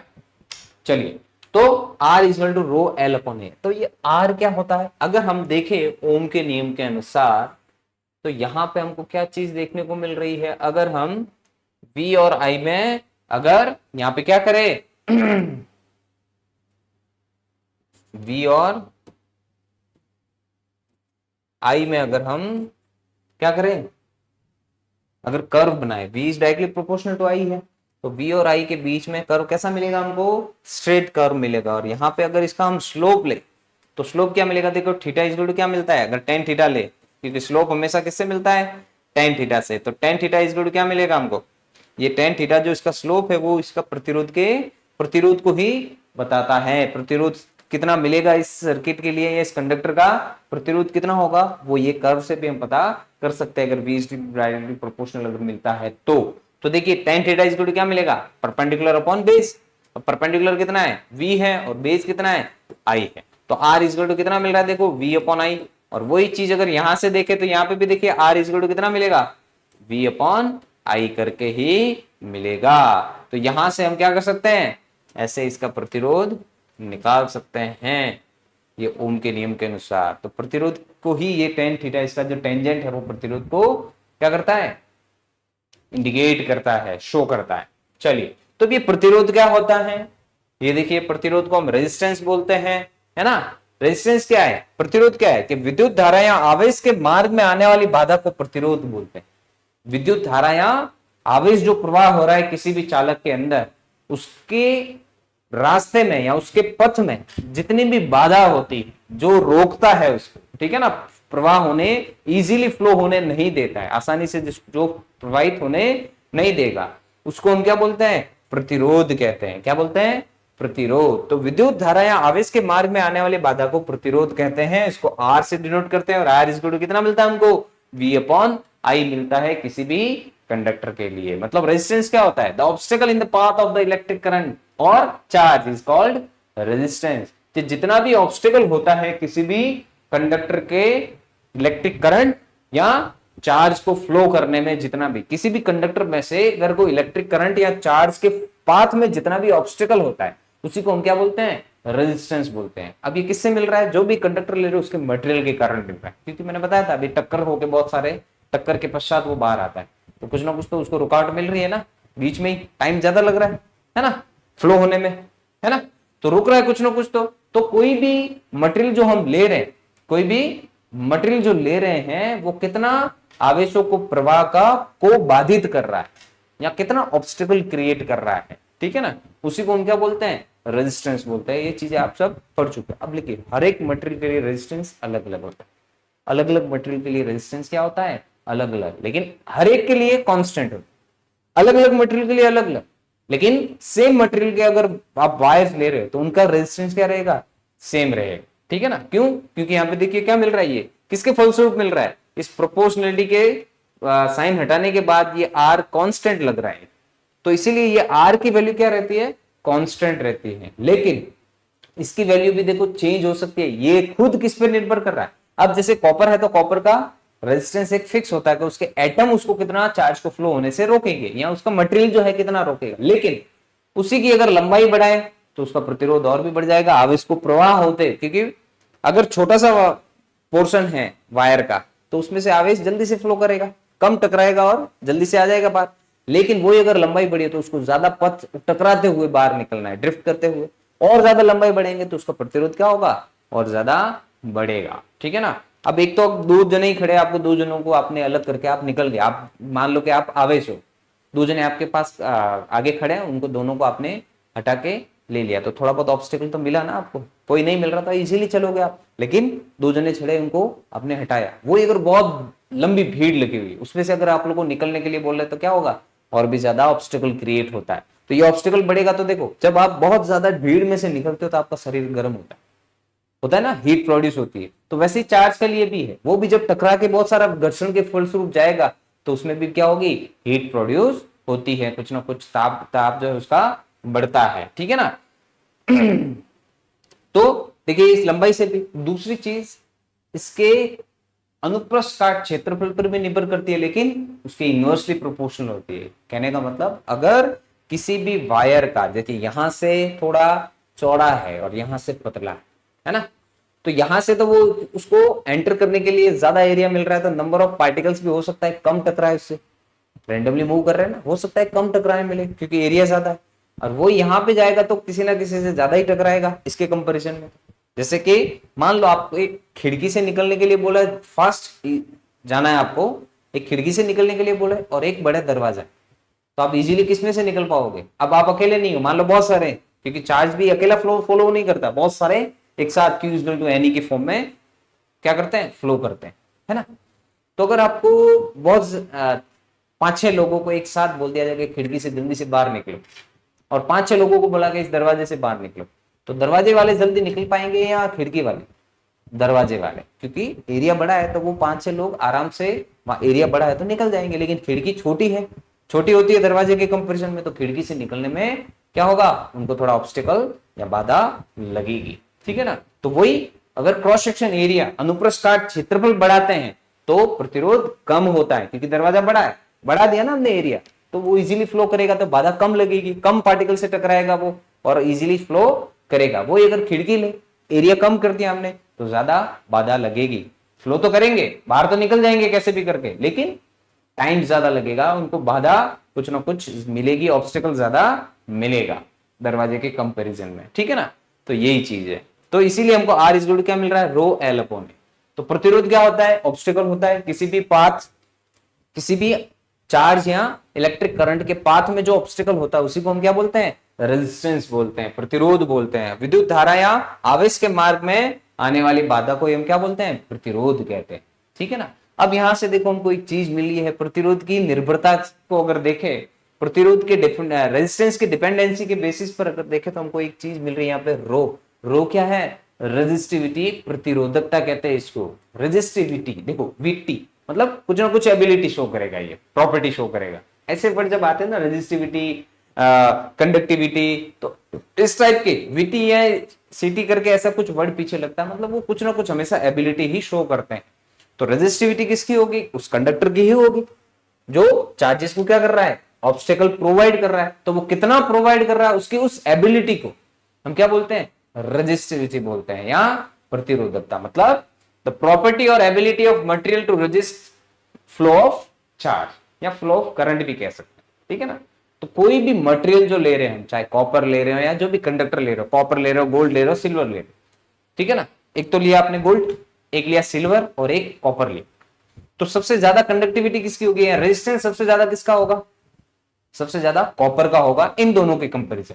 क्यों, ये ज्यादा बाधा क्रिएट करता है, ज्यादा ऑब्स्टेकल क्रिएट करेगा, कौन, कॉपर, सिल्वर और गोल्ड के कंपैरिजन में। क्योंकि गोल्ड और सिल्वर बेस्ट कंडक्टर होते हैं, मतलब सिल्वर सबसे बेस्ट होता है, गोल्ड से भी ज्यादा बेस्ट होता है सिल्वर। तो सिल्वर में क्या है, चार्ज को ऑब्स्टेकल बहुत कम मिलता है, उसके पार्टिकल्स बहुत कम बाधा क्रिएट करते हैं, लेकिन गोल्ड का उससे थोड़ा ज्यादा करेगा, लेकिन कॉपर से कम करेगा। तो कॉपर में सबसे ज्यादा रेजिस्टिविटी है इन दोनों के कंपैरिजन, इन तीनों मटेरियल्स में देखे तो, वैसे सबसे ज्यादा नहीं है, इन तीनों मटेरियल्स में अगर देखे, गोल्ड, सिल्वर और कॉपर में, तो कॉपर की रेजिस्टिविटी भी ज्यादा होगी और रेजिस्टेंस भी वो क्या करेगा, इन दोनों के कंपैरिजन में ज्यादा प्रोवाइड करेगा, मतलब ज्यादा बाधा जो है वो क्रिएट करेगा, बनाएगा, ठीक है ना, किसको, चार्ज को फ्लो होने में। आगे समझ में, तो ये रेजिस्टिव होती है। तो इन तीनों मटेरियल्स की अगर रेजिस्टिविटी देखें तो सबसे ज्यादा रेजिस्टिविटी, सबसे ज्यादा एबिलिटी जो रोक सकता है कौन है, कॉपर, सबसे कम सिल्वर, उन दोनों के बीच में गोल्ड। तो रेजिस्टिविटी सबसे ज्यादा किसकी होगी, प्रतिरोध सबसे ज्यादा कौन दे रहा है, कॉपर दे रहे, तो रेजिस्टिविटी में मतलब उसकी एबिलिटी सबसे ज्यादा किसकी है, रोकने की, इसी की है। प्रॉपर्टी सबसे ज्यादा कौन सी, कौन बता रहा है, वही कॉपर, है ना, तांबा। किसके कंपैरिजन में, गोल्ड और सिल्वर की कंपैरिजन। गोल्ड और सिल्वर के बीच में प्रतिरोधकता ज्यादा किसकी होगी, या रेजिस्टिविटी ज्यादा किसकी होगी, गोल्ड की। किसके कंपैरिजन में, सिल्वर की, क्योंकि सिल्वर जो है और भी कम रेजिस्टेंस प्रोवाइड करता है, तो उसकी एबिलिटी उससे भी कम है, गोल्ड ज्यादा रेजिस्टिविटी प्रोवाइड कर रहा है, ठीक है ना। तो वो होती है रेजिस्टिविटी, द प्रॉपर्टी और ability of material to resist the flow of charge. या किसी पदार्थ की आवेश प्रवाह को रोकने की क्षमता जो है उसी को हम प्रतिरोधकता कहते हैं। मतलब किसी भी पदार्थ की, अब ये तीन पदार्थ ही बताए थे मैंने, कॉपर, सिल्वर और गोल्ड, है ना। तो कॉपर, सिल्वर और गोल्ड ये पदार्थ है, तो कोई ये पदार्थ जो है कितना कितना आवेश के प्रवाह को बाधित कर रहे हैं, उनकी उस क्षमता को हम क्या बोलते हैं, प्रतिरोधकता कहते हैं। और प्रतिरोधकता हमको कितनी मिलती है, रो इक्वल टू, अगर हम देखें तो RA अपॉन L मिलती है। क्या मिलती है, RA अपॉन L। अब यहां पे इसकी अगर यूनिट देखें तो हमको मिलती है ओम मीटर, क्योंकि ये R तो होता है ओम में, क्योंकि ओम ने बताया था इसके बारे में, तो इसकी ऐसा यूनिट ओम। एरिया क्या होता है, मीटर स्क्वायर, और नीचे ये मीटर, तो मीटर मीटर से कैंसिल हो जाएगा, तो क्या बचेगा, ओम मीटर। ओम मीटर इसकी प्रतिरोधकता की क्या मिलती है, हमको यूनिट मिलती है। और प्रतिरोध को हम किस में लेते हैं, ओम में। किससे लेते हैं, ओम से डिनोट करते हैं। चलिए, तो ओम का नियम क्या कहता है, ओम का नियम तो अपन ने लिया ही नहीं, चलो वो डायरेक्ट वही बता दिया कि at some constant physical quantity like temperature, cross section area और लेंथ ऑफ द कंडक्टर। मतलब अगर इस कंडक्टर के लेंथ, इसका क्रॉस सेक्शन एरिया और टेम्परेचर अगर कांस्टेंट रखे, ये चेंज नहीं करे, ठीक है ना, कांस्टेंट रखे, तो V जो है वो क्या मिलता है, I के डायरेक्टली प्रोपोर्शनल मिलता है। मतलब current is directly proportional to the applied potential. Current जो है वो क्या मिलती है, पोटेंशियल के डायरेक्टली प्रोपोर्शनल मिलती है। मतलब कि अगर तापमान, अनुप्रस्थ का क्षेत्रफल और किसी भी चालक की लंबाई जैसी कुछ स्थिर भौतिक मात्राओं पर, या इन स्थिर भौतिक राशियों पर किसी भी कंडक्टर के लिए या चालक के लिए विद्युत धारा जो होती है ना, वो आरोपित विभव के समानुपाती होती है। इसी को हम ओम का नियम कहते हैं। तो क्या मिल गया हमको, ओम का नियम देखिए, V इक्वल टू IR, क्योंकि V जो है वो I के डायरेक्टली प्रोपोर्शनल मिलेंगे, लेकिन कब, अगर टेम्परेचर, उसका ताप, उस कंडक्टर का, उसकी लंबाई और उसका अनुप्रस्थ का क्षेत्रफल अगर कांस्टेंट है, नियत है, तो मिलेगा। चलिए स्क्रीनशॉट ले लीजिए इसका।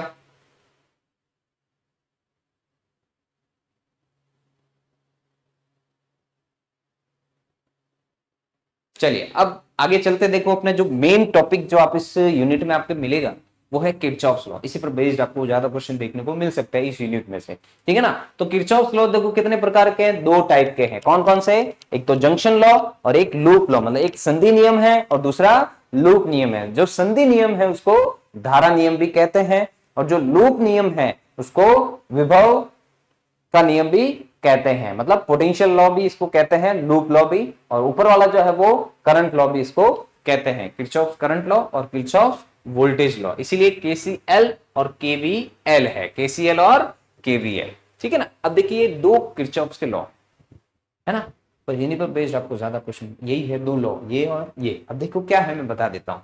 किरचॉफ का पहला जो लॉ है जंक्शन लॉ, जो करंट लॉ भी है, उसको जंक्शन लॉ कहते हैं। अब इसमें क्या मिलता है, ये यहाँ पे इस डायग्राम से आपको अच्छे से समझा देता हूं। देखिए क्या है, यहाँ पे ये जो आपको पॉइंट दिख रहा है बीच में, ये जंक्शन पॉइंट है। क्या है, जंक्शन पॉइंट, मतलब संधि बिंदु है ये जंक्शन पॉइंट है, ठीक है ना। अब इस जंक्शन पॉइंट पर जितनी करंट आ रही है, चाहे कितने ही वायर क्यों ना हो, कितने ही जाल हो, यहाँ पे जितनी करंट आ रही है और जितनी जा रही है, आने वाली करंट का योग और जाने वाली धाराओं का योग समान रहता है। यही है जंक्शन लॉ, कि भाई जितनी करंट इस पर आएगी और जितनी इससे जा रही है, उनका योग क्या रहता है, बराबर रहता है। कहने का मतलब देखिए यहाँ पे इसकी तरफ कौन कौन सी आ रही है, एक तो ये I2, एक ये I1, ठीक है, ये दो ही आ रही है। मतलब I1 प्लस I2 जो है, अब जाने वाली देखो कौन सी है, I3, I4 और I5, ये इन तीनों धाराओं के योग के बराबर होगा, I3 plus I4 plus I5। यही है जंक्शन लॉ, संधि नियम। या फिर इन सबको अगर एक ही साइड ले ले तो देखिए क्या मिलेगा हमको, I1 प्लस I2, इन सबको इधर लाएंगे तो ये सारी क्या हो जाएगी, माइनस हो जाएगी, माइनस I3 माइनस I4 और माइनस I5। ये चीज दिख रही है, तो इक्वल में क्या बचेगा, जीरो। मतलब इस वाली चीज को अगर हम देखें तो ये क्या मिल रहा है यहाँ पे, सभी इस संधि बिंदु पर मिलने वाली धाराओं का बीज गणितीय योग मिल रहा है। देखिए प्लस वाली प्लस हो रही है और माइनस भी हो रही है, दोनों एक साथ योग हो रहा है इनका। तभी हम क्या करते हैं, बीज गणितीय योग लेते हैं, मैंने पहले भी कई बार बताया आपको। तो इसीलिए इसको क्या कहेंगे, summation I equal to zero. मतलब किसी संधि बिंदु पर कुल धाराओं का योग जो है क्या मिलेगा, हमेशा शून्य मिलेगा, बीज गणितीय योग। ठीक है ना, तो बीज गणितीय योग जो है, या algebraic sum of the current at the junction point is always zero. ठीक है ना, अब वो क्यों मिल रहा है जीरो, अब दोनों स्टेटमेंट देखें तो आने वाली धारा और जाने वाली धारा का योग बराबर, या फिर summation of I equal to zero, दोनों एक ही चीज, लेकिन इसकी स्टेटमेंट दो हो गए। ये कहने के लिए अलग अलग है, लेकिन है तो एक ही, स्टेटमेंट अलग अलग है। देखे तो देखने में यार सुनने में अलग लग रहा है, लेकिन बात एक ही है कि आने वाली धारा और जाने वाली धारा का योग बराबर है। आने वाली धारा का योग I1 प्लस I2 वो किसके बराबर है, जाने वाली धारा I3 plus I4 plus I5 इसके बराबर है। और सबको अगर एक साइड ले ले तो क्या मिल रहा है, इन सबका योग जीरो के बराबर मिल रहा है। मतलब एल्जेब्रिक सम जो है वो कितना मिल रहा है, जीरो। बीजगणितीय योग कितना मिल रहा है, जीरो मिल रहा है। यही है किरचॉफ करंट लॉ या जंक्शन लॉ, जिसको बोलते हैं संधि नियम। तो क्या कहता है junction law, KCL sum of current entering equal to leaving. मतलब जितना एंटर कर रही है और जितना लिविंग है, मतलब जितनी आ रही है और जितनी जा रही है, उनका योग, इनका सम जो है करंट्स का, वो क्या मिलेगा, इक्वल मिलेगा। या फिर एट एनी जंक्शन या node in an electrical circuit, किसी भी इलेक्ट्रिक सर्किट में जो जंक्शन पॉइंट होगा, जैसे यहां पे भी आपको दिख रहा है ये जंक्शन पॉइंट है, ये भी एक जंक्शन पॉइंट है ना। चलिए, वैसे तो और भी जंक्शन पॉइंट आपको आगे और देखने को मिलेंगे। तो देखो, at any junction node in an electric circuit the total currents entering is equal to the total current leaving. Total current entering is equal to the total current leaving. आने वाली और जाने वाली धाराओं का योग क्या रहता है, इक्वल रहता है, समान रहता है। तो संधि नियम क्या कहता है कि विद्युत परिपथ में किसी भी जंक्शन या नोड पर, किसी भी जंक्शन या संधि बिंदु पर, ये भी ले सकते हैं आप, ठीक है ना, संधि पर प्रवेश करने वाली कुल धारा और निकलने वाली कुल धारा बराबर होती है। ठीक है ना, प्रवेश करने वाली धारा और निकलने वाली, मतलब इस संधि बिंदु पर प्रवेश कर रही है और उससे निकल रही है, मतलब प्रवेश करने वाली धारा और निकलने वाली धाराओं का योग क्या रहता है, क्या रहता है, बराबर रहता है।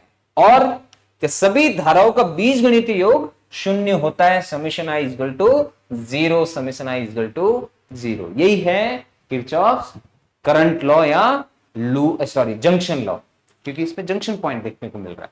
तो ये करंट पर बेस्ड है, इसमें सिर्फ करंट लेते हैं, लेकिन दूसरा जो है लूप लॉ, उसमें वोल्टेज पर बेस्ड है वो, या फिर पोटेंशियल पर। ठीक है ना, तो देखिए, तो ये तो हो गया किरचॉफ करंट लॉ, KCL जिसको हम बोलते हैं, संधि नियम जिसको बोलते हैं। अब दूसरा लॉ जो है वो लूप लॉ है, जिसको हम लूप नियम भी कहते हैं। KVL किरचॉफ वोल्टेज लॉ, ऐसे तो किरचॉफ वोल्टेज लॉ है, जिसको लूप लॉ भी कहते हैं। तो ये भी आप ध्यान रखना, किरचॉफ करंट लॉ को संधि नियम भी कहते हैं, या फिर जंक्शन लॉ भी कहते हैं। किरचॉफ वोल्टेज लॉ को लूप लॉ भी कहते हैं, किसके, इसमें हम एक क्लोज लूप लेते हैं। ठीक है ना, लूप मतलब एक पूरा लूप, जहां से स्टार्ट हुआ वहीं पे अगर खत्म होता है तो वो एक लूप होता है। तो देखिए इसमें क्या मिलता है हमको लूप लॉ में, sum of potential difference in a loop is zero, मतलब एल्जेब्रिक सम। कौन सा सम, एल्जेब्रिक सम। ठीक है, चलिए, तो देखिए यहां पे इस डायग्राम से आपको बता देता हूं। इसमें भी देखो एक बैटरी ले रखी है, पॉजिटिव और नेगेटिव। यहाँ पे 3 कंडक्टर ले रखे हैं जिनका रेजिस्टेंस है मान लो R1 R2 और R3। अब टोटल तो V है, लेकिन इस पर पोटेंशियल ड्रॉप V1 हो रहा है, इस पर V2 और इस पर V3, क्योंकि तीनों पर सेम तो नहीं हो सकता, तीनों पर प्रतिरोध अलग होगा, प्रतिरोध तीनों पर क्या होगा, अलग अलग। और एक चीज है कि यहां से जो चार्ज मूव कर रहा है वो यहां पे पहले पहुंचेगा, तो यहां से यहां तक जाने में उसको कम ऊर्जा लगेगी। कम ऊर्जा लगेगी मतलब इस पर पोटेंशियल भी कम ड्रॉप होगा, है ना, कम ऊर्जा लग रही है ना। अब पोटेंशियल क्या होता है कि किसी भी आवेश को प्रवाहित होने के लिए कितनी ऊर्जा की आवश्यकता थी, यूनिट चार्ज को फ्लो करने के लिए कितनी एनर्जी या कितना वर्क डन वहां पे किया गया। तो यहां से यहां तक जाने में कम कार्य होगा तो पोटेंशियल ये सबसे कम होगा। यहां से फिर यहां से इससे ड्रिफ्ट होने के बाद जब यहां पे जाएगा तो यहां पे भी ड्रिफ्ट करेगा, तो यहां पे यहां के कंपैरिजन में इसको ज्यादा ऊर्जा लगेगी, इसीलिए पोटेंशियल क्या लगेगा, ज्यादा लगेगा। फिर इससे आगे बढ़ेगा तो ये और भी ज्यादा इसको पोटेंशियल देना पड़ेगा, मतलब और भी ज्यादा ऊर्जा इसको मिलेगी। अब यहां से मान लो कम ऊर्जा मिल रही है तो यहीं पे ये तो पोटेंशियल अपनी ऊर्जा चार्ज क्या करेगा, यहीं पे खत्म कर देगा, इनको मिलेगा ही नहीं, है ना। तो यहां पे सबसे कम पोटेंशियल ड्रॉप होगा, इधर और भी ज्यादा और इधर सबसे ज्यादा। मतलब पॉजिटिव टर्मिनल की तरफ जो भी एंड होता है, जो भी सिरा होता है वो हमेशा हाई पोटेंशियल पे या उच्च विभव पर होता है, और नेगेटिव टर्मिनल की तरफ जो होता है वो हमेशा निम्न विभव या लोअर पोटेंशियल वाला होता है, ठीक है ना। तो ये भी आप देखो एक चीज पता कर सकते हैं, पॉजिटिव पोटेंशियल पर हमेशा क्या होगा, हाई पोटेंशियल होगा, और नेगेटिव पोटेंशियल पर हमेशा लोअर पोटेंशियल होगा। लोअर पोटेंशियल है कि वहां पे चार्ज को कम एनर्जी देनी पड़ रही है वहां तक जाने में, यहां जाने में और भी ज्यादा एनर्जी और यहां जाने में और भी ज्यादा। लेकिन अगर देखें तो टोटल इनको एनर्जी किसकी वजह से मिल रही है, इस बैटरी की वजह से, जो कि V पोटेंशियल है। तो ये V1 V2 V3 किसके बराबर होगा, इन तीनों के योग जो है किसके बराबर होगा, जितना हम दे रहे हैं उसी के बराबर होगा। उसी के कारण तो ड्रॉप हो रहा है तीनों पे अलग अलग, जितना V है वही तो V1 और V2 और V3 की फॉर्म में क्या हो रहा है, यहाँ पे डिस्ट्रीब्यूट हो रहा है। तो किरचॉफ्स वोल्टेज लॉ क्या कहता है कि V equal to V1 plus V2 plus V3 है यहाँ पे, लेकिन ये भी किसकी फॉर्म में होगा, मान लो यहाँ से करंट I फ्लो हो रही है, तो तीनों में करंट तो चार्ज तो एक ही फ्लो कर रहा है ना, तो तीनों करंट क्या मिलेगी, अगर सीरीज में कंबाइंड है तो करंट सेम ही मिलेगी। तो इस पर जो करंट मिलेगी वो I R1 मतलब जितना भी पोटेंशियल होगा V1, इस पर कितना होगा V2 जो है वो किसकी फॉर्म में होगा, I R2 की फॉर्म में, और V3 कितना होगा, I R3 की फॉर्म में, यही होगा। तो देखो अगर यहां से हम पोटेंशियल अगर देखें, इन तीनों को भी इधर ले भाई, जितना पोटेंशियल हम दे रहे हैं वही इस पोटेंशियल ड्रॉप के सम के बराबर है। या फिर अगर देखें तो V किसकी फॉर्म में मिल रहा है, I R की फॉर्म में मिल रहा है, इसी की फॉर्म में मिल रहा है ना, ओम्स लॉ के अकॉर्डिंग, है ना। तो किरचॉफ्स वोल्टेज लॉ भी यही कहता है कि अगर हम इन तीनों को देखो, अगर इसको भी ऐसे कर ले कि V equal to minus V1 minus V2 और माइनस V3, इधर ट्रांसफर कर दिया तो इक्वल में क्या मिलेगा, जीरो। मतलब यहां पे भी क्या मिल रहा है, वही बीजगणितीय योग, तो समेशन V भी कितना मिल रहा है, यहां पर जीरो मिल रहा है। मतलब किसी भी लूप के लिए, बंद लूप के लिए जिसमें कोई भी पोटेंशियल का सोर्स है और बहुत सारे वायर्स वगैरह यहाँ लगे हुए हैं, तो किसी भी क्लोज लूप के लिए एल्जेब्रिक सम ऑफ पोटेंशियल भी हमेशा कितना मिलेगा, जीरो मिलेगा। मतलब किसी भी लूप के लिए विभव का भी अगर हम क्या करें, बीजगणितीय योग देखें तो कितना मिल रहा है, जीरो मिल रहा है। कैसे मिल रहा है वो मैंने बता ही दिया आपको। या फिर पोटेंशियल हमेशा किसी भी प्रतिरोध पर जितना भी विभव पात हो रहा है या पोटेंशियल ड्रॉप हो रहा है, देखो अलग अलग प्रतिरोध पे अलग अलग हो रहा है ना, V1 V2 V3। अब ये अगर तीनों क्या होते, सीरीज में होने होके पैरेलल में होते तो तीनों पर विभव सेम मिलता, है ना। लेकिन वो किसकी फॉर्म में रहेगा, हमेशा जितनी उसमें धारा प्रवाहित हो रही है और जितना उसका प्रतिरोध है उन दोनों के गुणनफल के बराबर होता है। तो यही कहता है किरचॉफ लूप लॉ भी, या लूप का नियम क्या कहता है कि एक लूप में विभवांतर का योग कितना मिलता है, कौन सा योग, बीजगणितीय योग। कौन सा, बीजगणितीय योग। तो किसी भी लूप में जो है विभवांतर का जो बीजगणितीय योग है, समेशन V भी कितना मिलेगा, जीरो मिलेगा। या फिर किसके रूप में मिलेगा कि किसी भी चालक पर विभव पात जो है प्रवाहित धारा और प्रतिरोध के गुणनफल के बराबर मिलता है, जो कि V इक्वल टू आई है। मतलब V जो भी मिल रहा है समेशन जीरो, वो लूप के लिए पूरा मिल रहा है समेशन जीरो कुल विभव, लेकिन वो किसके रूप में मिलेगा, अगर एक प्रतिरोध पर विभव पात देखे तो वो कितना मिलेगा, अगर किसी चालक पर विभव पात, किसी एक चालक पर ही अगर देखे, जैसे मैंने ये बताया V1 कितना मिल रहा है, तो ये भी देखो IR1 मतलब किसके रूप में मिल रहा है, उसका विभव जो उस पर पात हो रहा है, मतलब टोटल का इतना मिल रहा है, तो वो कितना है V1, तो V कितना मिलेगा किसके रूप में, I और R, मतलब किसके बराबर होगा, किसी भी चालक पर विभवांतर प्रवाहित धारा I और प्रतिरोध R के गुणनफल के बराबर होता है। तो क्या कहता है current loop law, KVL, Kirchhoff's voltage law जिसको बोलते हैं, sum of potential difference in a loop is zero. ये बता दिया मैंने आपको, समेशन V कितना मिलता है, जीरो। और the potential drop on any conductor is equal to the product of current flow and the resistance of the conductor, किसके बराबर मिलता है, के चलो ये रेड से रेड आपको दिखेगा नहीं, दूसरा ले लेता हूं मैं, क्या देखने को मिल रहा है यहाँ पे, the potential drop on any conductor, ये तीनों ही कंडक्टर है, तो इस पर इसके कारण जितना भी पोटेंशियल ड्रॉप हो रहा है V1 V2 V3 वो किसके रूप में रहेगा, किसके बराबर होगा, equal to the product of current and the resistance of the conductor, है ना, उसके बराबर होगा। यही है किरचॉफ वोल्टेज लॉ और करंट लॉ। चलिए इसका स्क्रीनशॉट ले लीजिए आप। चलो उसको मैं यहां से इसको मिटा देता हूं, यार रहने दो, रहने देते, चलो आपको और भी अच्छे से समझ में आएगा। चलिए स्क्रीनशॉट ले लीजिए इसका।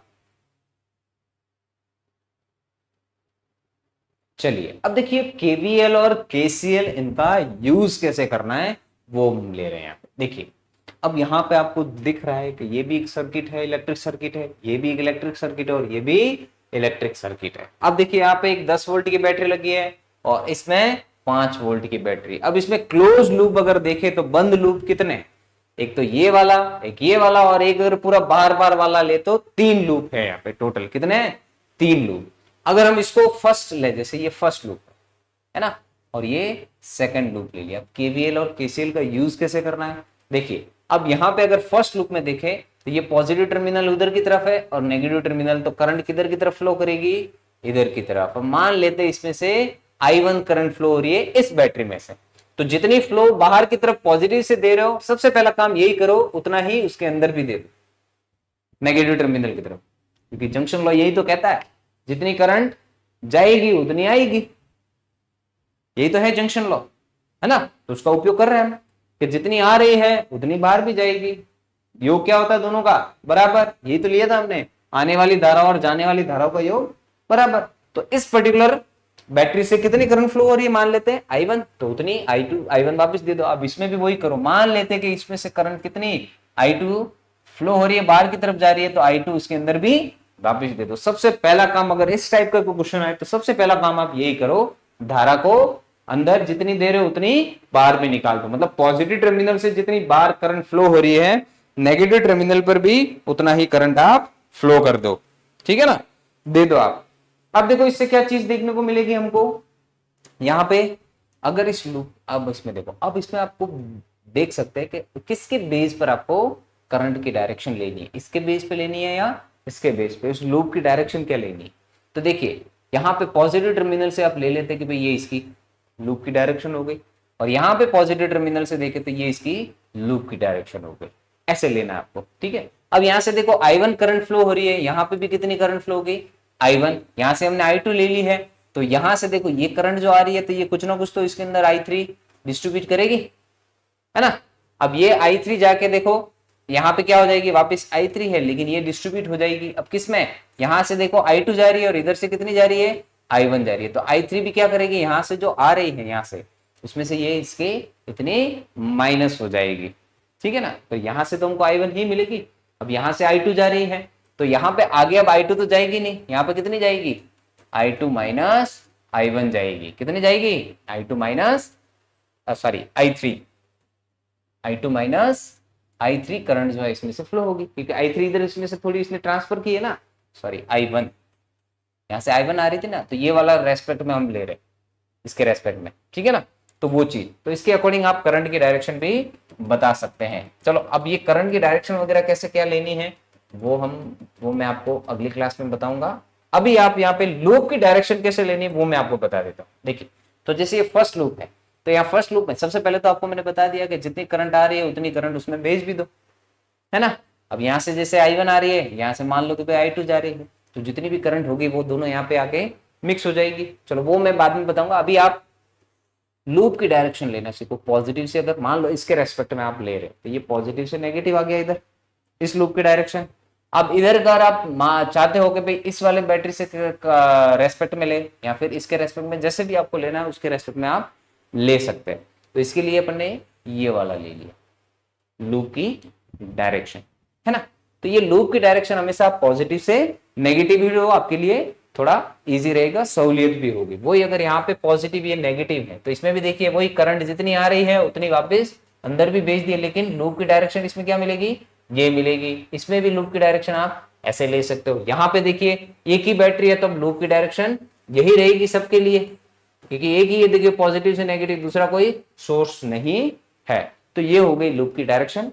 चलिए अब हम क्या करेंगे, कल मैं आपको ये सब चीजें बता दूंगा, आज बहुत लंबी हो जाएगी क्लास, नहीं तो कल यही डायग्राम वापस लेंगे हम, यही मटेरियल्स लेंगे और कैसे इसको सॉल्व करना है। चलो एक मैं करके बता देता हूँ। यहाँ पे मान लेते हैं कि इसमें I1 और I2 करंट इन दोनों बैटरी के करंट फ्लो हो रही है, तो टोटल करंट इस सर्किट में कितनी मिलेगी। फिर इससे ऐसे बेस पर और भी हम क्वेश्चन कल अगली क्लास में करेंगे। तो देखिए अब यहाँ पे अगर फर्स्ट वाला लूप ले तो फर्स्ट लूप में हमको क्या मिल रहा है, अगर देखो KCL भी लगेगा इसमें, KVL भी, यहाँ से I1 करंट आ रही है और I1 जा भी रही है। वही चीज यहाँ से देखे तो इधर की तरफ I2 करंट आ रही है और I2 करंट यहाँ से वापस अंदर भी जा रही है ना। देखो I1 I2, ये मैंने बोला सबसे पहले आप यही करो। अब इस वाले वायर में अगर देखे तो इधर से I1 आ रही है और इधर से I2 आ रही है ना, इधर से I1 और इधर से I2। अब इसने जो हमने पहले जो I3 ली थी वो किसके बराबर होगी, I1 प्लस I2 के।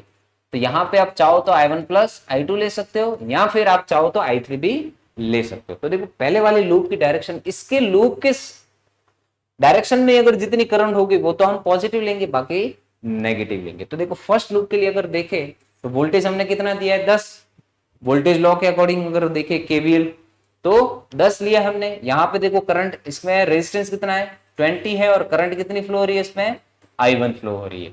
वही ये वाले अगर रेजिस्टेंस में देखे तो, क्योंकि पूरे लूप के लिए ले रहे ना, हर एक पर देखो टोटल इतना है। मैंने अभी पीछे भी बताया था आपको कि टोटल पोटेंशियल V है, लेकिन सब पे अलग अलग ड्रॉप हो रहा है, V1 plus V2 plus V3। तो देखिए इधर 10 लिया हमने वोल्टेज, इसके कारण ही पोटेंशियल ड्रॉप होगा इस वाले रेजिस्टेंस पर पे, और इस वाले रेजिस्टेंस भी देखो 20 I1 मिल गया, और इधर कितना मिलेगा, 10 है इधर रेजिस्टेंस, और ये करंट कितनी फ्लो हो रही है इसमें, I1 प्लस I2। तो ये तो फर्स्ट लूप से मिल गया हमको, है ना।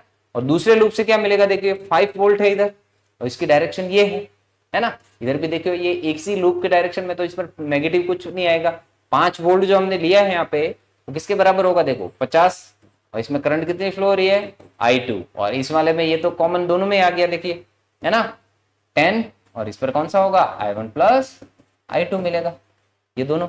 अब इन दोनों को क्या कर देते हैं हम, माइनस कर दो, ये माइनस आ गया, सॉरी इसमें से इसको माइनस कर दो, तो इधर भी माइनस, इधर भी माइनस, और ये भी माइनस हो गया, तो ये दोनों तो कट गए। अब देखिए 10 में से 5 गए, इधर 5 आ गया, और इधर कितना मिल गया, देखो 20 I1 प्लस 50 I2। अब देखिए ये हमको एक नई इक्वेशन मिल गई। अब यहाँ पे 20 I1 और 50 I2 मिल रहा है। आप चाहो तो किसी भी एक को रिप्लेस करके भी I1 और I2 की वैल्यू भी यहाँ पे फाइंड कर सकते हैं। जैसे यहाँ पे नहीं लिया हमने ये वाली चीज,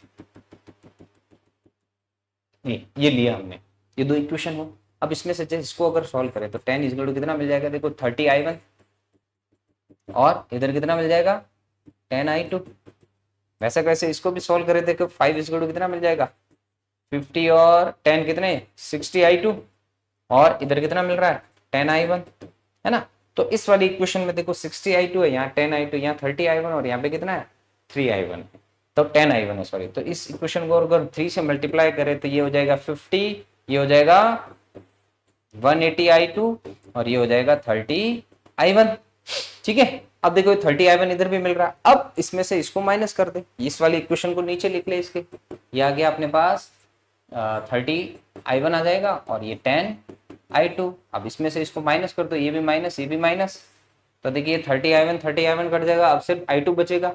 तो 10 15 माइनस से 10 गए तो कितना बच जाएगा यहाँ पे 5, और यहाँ पे कितना है देखिए 180 I2 में से 10 I2 गए तो कितना बच गया 170 I2। तो यहाँ पे I2 कितना मिल जाएगा हमको 5/170। तो ये मिल गई I2 की वैल्यू। अब ये I2 की वैल्यू आप कहीं पे भी पुट कर लो या फिर यहाँ पे पुट कर लो, तो यहाँ से देखिए कितना मिल जाएगा 10 equal to 30 I1 plus 10 into 5/170। तो इससे I1 की वैल्यू मिल जाएगी हमको, सीधा सा दिख रहा है यहाँ पे 10 से 10 गया, तो देखिए कितना मिल जाएगा 10 माइनस 5/17, उधर ले लिया इक्वल टू 30 I1। अब देखिए यहाँ पे मिल गया 170 माइनस 5/70, और इक्वल में कितना है 30 I1। तो देखिए यहाँ पे 170 में से 5 गए तो 165/70, 30 नीचे आ जाएगा तो 1/30 इक्वल टू I1। तो इतनी करंट I1 फ्लो हो जाएगी। अब टोटल करंट कैसे निकालना है, टाइम थोड़ा ज्यादा हो गया, नहीं तो इसको पूरे सॉल्व भी करते। टोटल करंट निकालनी है मतलब क्या करेंगे I1 प्लस I2। इस पूरे सर्किट में कितनी करंट फ्लो हो रही है, I1 और I2 तो फ्लो हो रही है, तो टोटल करंट कितनी मिल जाएगी 5/170 प्लस 165/70 इंटू 30, बस इससे हमको टोटल करंट इसकी मिल जाएगी। ठीक है ना, तो ऐसे हम इसको सॉल्व करेंगे कल, और भी क्वेश्चंस लेंगे। चलिए अभी इसका स्क्रीनशॉट लेना था, आप ले लीजिए स्क्रीनशॉट। चलिए, तो ये वाली चीज हम कल भी हम करेंगे, इसके रिलेटेड क्वेश्चंस और भी ज्यादा है, जितने भी अगर कुछ होंगे और भी डायग्राम लेंगे, और ये जो है वो भी हम वापस इसको और भी पूरा सॉल्व करेंगे। तब तक के लिए मुझे आज्ञा दीजिए, धन्यवाद।